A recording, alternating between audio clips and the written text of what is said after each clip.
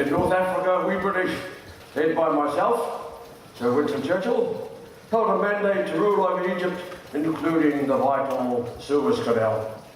Loss of control of this canal would cause our shipping to take many, many days longer to reach our suppliers and return with our fuel and food, so necessary for our survival in this bitter war.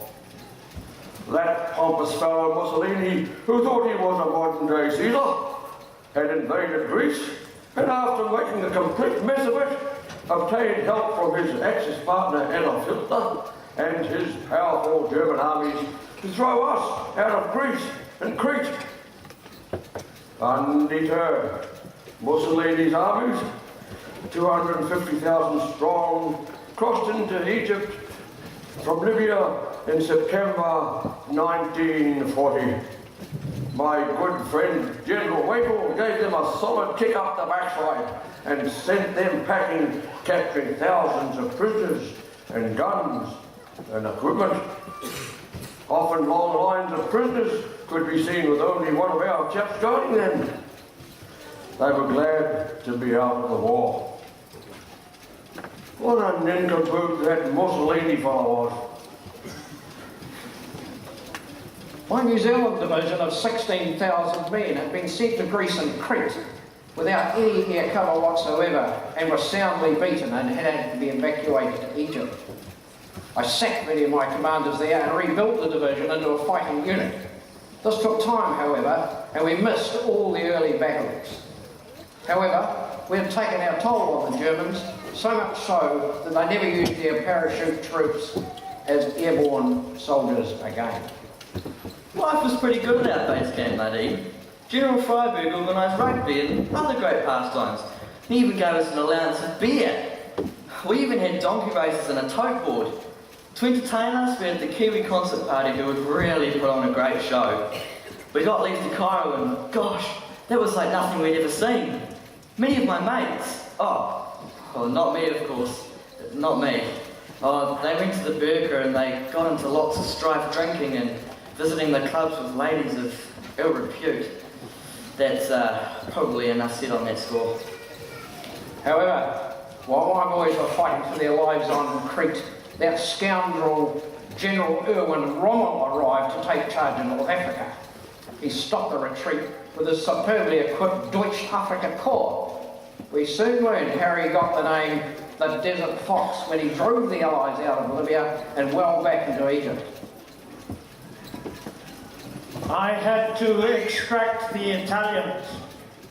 They were not trained as a fighting force as was my loyal Afrika Corps. We had better guns, tanks, and aircraft. And don't forget, we have never been beaten. Mein Führer ist der Oberführer. He is always to be obeyed. Life was awful fighting in the desert. Stinking hot during the day and at night we almost froze to death. We never ever had enough water and had to often survive on 1 gallon per day to wash, shave and drink. Our vehicles often got stuck in the sand, and whenever we tried to dig in, the ground was often rocky and hard. It was jolly hard yakka digging a sand or a foxhole. The frequent sandstorms filled everything with choking fine dust and meant constant hard work keeping our rifles and guns clean. And the damn flies, they got into everything. Dysentery became common, and I can tell you that's no fun at all, particularly in these conditions. Desert sores always plagued us. The slightest scratch and it would septic within hours. Everyone, it seems, sported bandages. But at least there wasn't any families or innocent children to be around, to be harmed as we'd seen in Greece and Crete. It was time to counterattack. I directed my General Left to establish Operation Crusader and drive those Nazis out of Egypt. We must save the Suez Canal at all costs. Now it was our turn, with Operation Crusader, to show our stuff. The chaps had done really well, and soon we'd captured Fort Cabuzo, Solemn and Bardia. I sent my 6th Brigade to City Reserve and to Belhamid. It was great to advance for a change up the Greasy Creek. Our tactics were good, and we were now a well-trained and battle-hardened unit. So good to be moving forward instead of retreat, retreat, retreat. But we were in for a taste of disaster. The retreating Germans smashed through our lines at City Reserve and Belhamid. We fought with all our strength, but our 3 degrees and guns were no match for the German panzers racing towards our foxhole. Many of my troops were given the choice of putting their hands up or to be crushed under the tank tracks.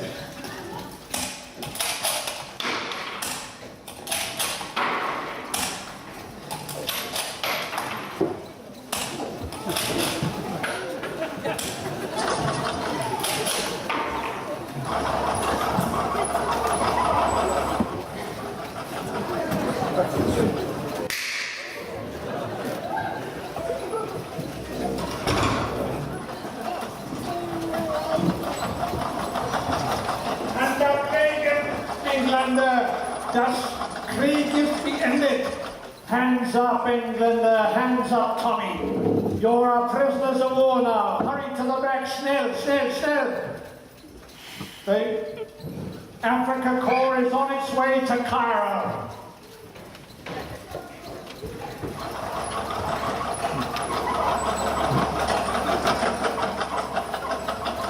The fighting was bitter and there was little mercy shown.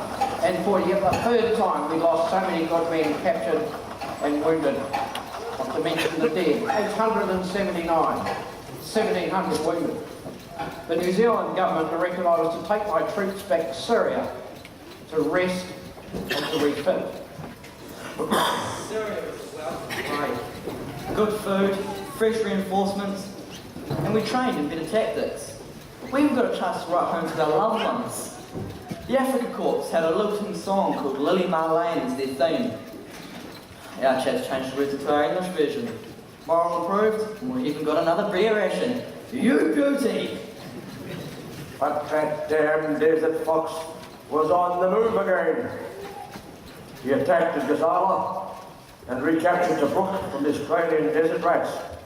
Again, I had to call my good salamander, my good General Tony Freyberg, to stop the desert fox once and for all. Once more we were thrown into the battle.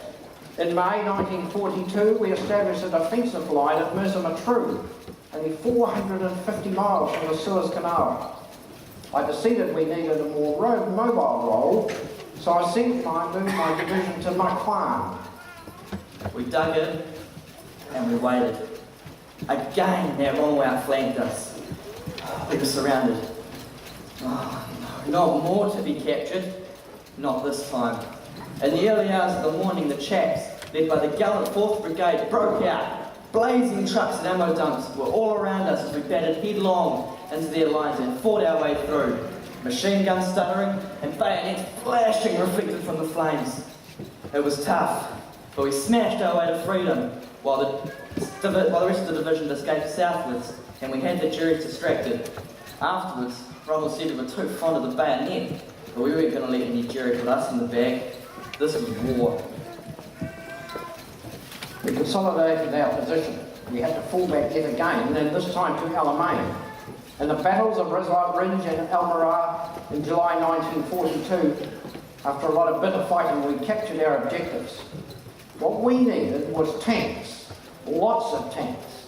We had been promised them by the British, so we dug in and we waited. But they never came. We were let down by the bombs, so again, we had to fight the Drewery with rifle and grenade against tanks. Heaps more of our chaps went into the bag. Charlie Upham fought with his usual ferocity and earned his 2nd VC, along with Keith Elliott. We consolidated our positions. Rommel had another go at us, but by now we had our anti-tank guns ready for him, and our tank-busting fighter aircraft gave it Panzers a real pasting. Stone. By now Rommel was really short of fuel and tanks and ammo. His lines of communication were stretched very, very thin. We both licked our wounds and waited. In the meantime, we heard we were getting a new commander, some chap called Lieutenant General Montgomery.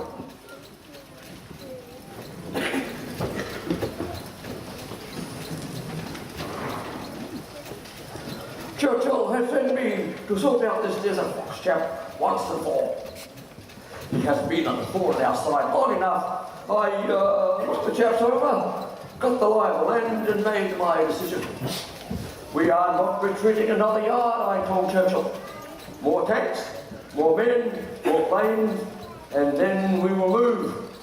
Not till then. I gathered all my officers together and told them I have cancelled all plans for withdrawal. Many of them considered my plan risky and dangerous, but I considered the only danger ahead was for Rommel. We like this chap, Monty. He seemed a bit of a showman with his fancy headgear, but he came and chatted to us and gave out smokes for us while he talked. I decided to talk to the men, to tell them what was needed and expected. As I said to them as they gathered around my command tank, well, chaps, this blind Rommel has done enough damage. So far, he's had an easy war, but from now on it's going to be more difficult for him. We are going to take this challenge and knock him for 6 right out of Africa. If we can't stay here alive, we'll stay here dead. The chaps cheered me. They needed good straight talking. We were impressed. This chap had came and told us what he expected. He encouraged us. He was new. We trusted him. I like that chap Freyberg and his solid New Zealanders.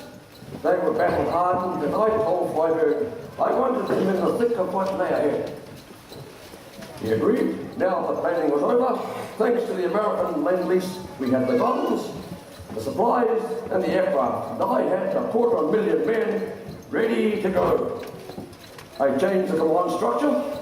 As well, the brilliant New Zealand Air Force Vice Marshal Mary Conningham had established a close liaison at last between the Army and the Air Force. On the 23rd of October 1942, we attacked. We cracked the German code some time ago, and our ultra-intelligence had told us that Rommel was on leave and the time was right. Our lines at Alamein were strong and deeply protected with mines, tanks and guns. We had 900 odd guns, and after the battle was over, each gun had fired over 600 rounds. The barrage was staggering. The guns, thousands of shells painted into period positions. You were deafened. Oh, I couldn't hear myself think. It was just like World War I behind a creeping barrage, and our troops moved forward following lines where the engineers had cleared the thousands of mines that the Germans had laid. At last, the tanks were there to smash through the German lines. We had twice the number of guns the Jerry's had, and many of those were the American Shermans that could stand up to the Panzer III's and IVs. It was our turn to take prisoners, 30,000 in all. Jerry was on the run, and we weren't stopping it. I kept up the pressure. For the first time, the fighter bombers of the Air Force worked with the Army and pounded the German army to bits. Our Spitfires shot down Luftwaffe flankers, and bombers and Galos marched into the air. Rommel was on the run, and we didn't let up. His fuel supplies were low, only enough for 3 days after Alamein, and now torpedoed his last tank at Brook Harbour, denying him his precious fuel. He retreated backward and backward until he was in Tunisia. At last we were winning. At last we had the tanks and the guns we needed, and the supplies kept coming. We had to admire those people of Malta who had held out for so long against the Nazi attempts to capture their island. And because of their efforts, our ships could deliver our fuel and our ammunition. Their Air Force had been on run and organised by the brilliant New Zealander Keith Park, who had done the same thing during the Battle of Britain against the Luftwaffe. Onward we went, right into Tunisia. Still, Rommel fought rearguard actions that caused us many casualties. Lieutenant Nalamur of the Maori Battalion was awarded the posthumous VC for his action to Boga Gap. First VC to a Maori soldier. Oh, those Maori Battalion boys were brave soldiers. Finally, We kicked the Germans clean out of North Africa. General Freyberg accepted the Italian surrender, and the Americans helped by landing with Operation Torch in French Morocco. This had forced the Axis to fight on two fronts. Victory was ours.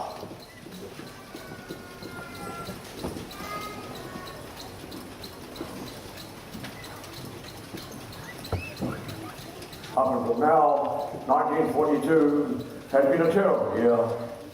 The Germans had attacked Russia, are advancing to Moscow and Stalingrad, and have captured vast areas of land and resources. So much of Europe feels the stamp of the Nazi jackboot with all the horror, oppression, and bloodshed it brings. In the Atlantic, German U-boats are sinking our ships at will. The Japanese have crippled the United States Pacific Fleet at Pearl Harbor and have captured huge areas of Southeast Asia and South Pacific, threatening Australia and New Zealand. This great battle in Africa, though, has shown that the Germans can and will be defeated. Now, this is not the end. It is not even the beginning of the end, but perhaps it is the end of the beginning.